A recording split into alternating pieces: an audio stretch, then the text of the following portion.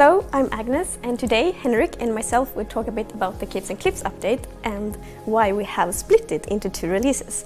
And we hope that we will be able to clarify some things around the split as well. So the Capes and Clips update will be released in 2 different parts. So one is a summer release and the other one is a holiday release. So that one will be released end of this year. There are 3 main reasons for us to split the update in 2. The first one is quality, the second one is technical complexity, and the third one is super important, and it's team health.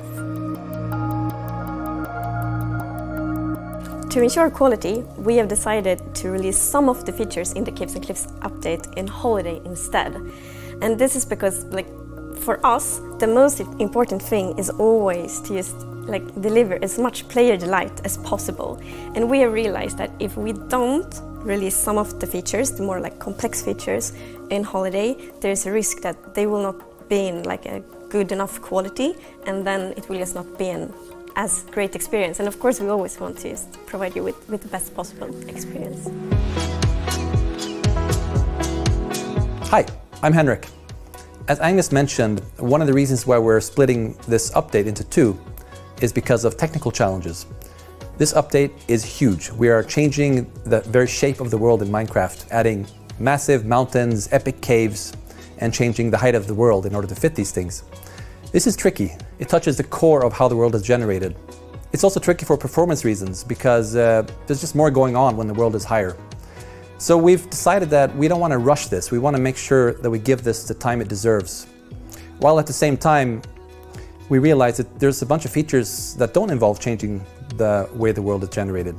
So we decided to split it and put those parts in the summer update, and then put the world generation parts in the holiday update. Team health is something that's very important for us. With the Capes and Clips update, we realized if we're gonna release all the features in the summer, we would have to crunch a lot, and we shouldn't. And we don't want to force anyone to work overtime. We also want to acknowledge that we all are living in a pandemic right now, and we know that many have been affected by that. So it's much better to make sure that the team feel as good as possible and are as happy as possible, because then we can be happy and be creative and create a good game. So how exactly are we going to split the features across the 2 updates? In the first update for the summer, we're going to focus on the blocks and the mobs, and not so much world generation. So blocks would include biome blocks such as drip leaf, pointed dripstone, glowberries, and some building blocks such as deep slate, etc. And mobs will include the axolotl and the goat and the glow squid. Most of the world generation is in part 2, but there'll be a little bit in part 1 as well, such as generation of copper, geodes, things like that. The second part is all about world generation. So that's where you'll find, for the holiday update, the new caves, the new mountains, and the new world height, as well as the actual placement of the biomes.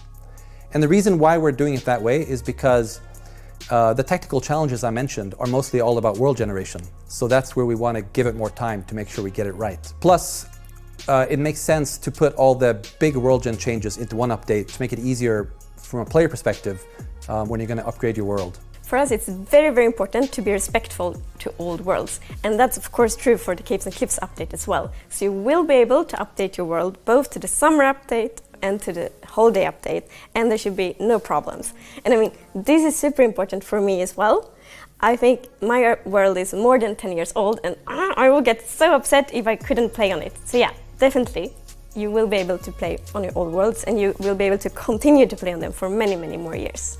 Regarding testing holiday features in the snapshots and betas, so that is still possible. However, we have turned them off. The default is that they are turned off, but you can turn them on so you can continue to test them and provide feedback for us, because we want to continue to get feedback, because we will continue to develop these so we can release them in the holiday. So you can read in the description of the video how you turn those features on in the snapshots and betas. So there is one feature that is postponed even after the holiday release, and that's archaeology.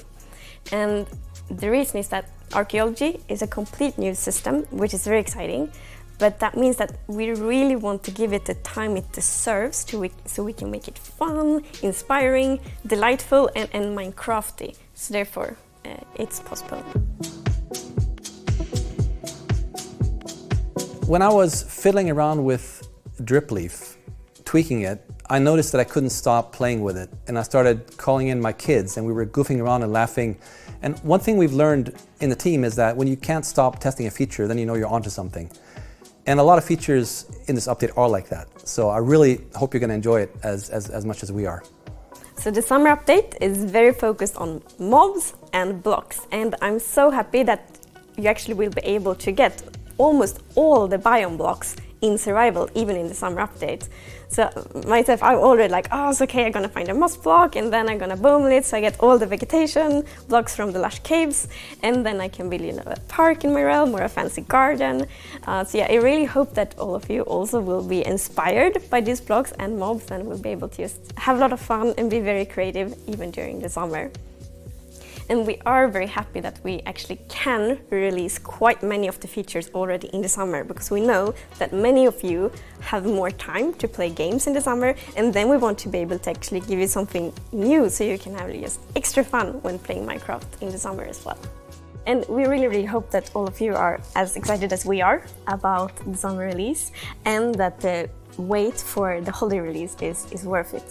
So yeah, thank you so much for watching, and yeah, see you soon.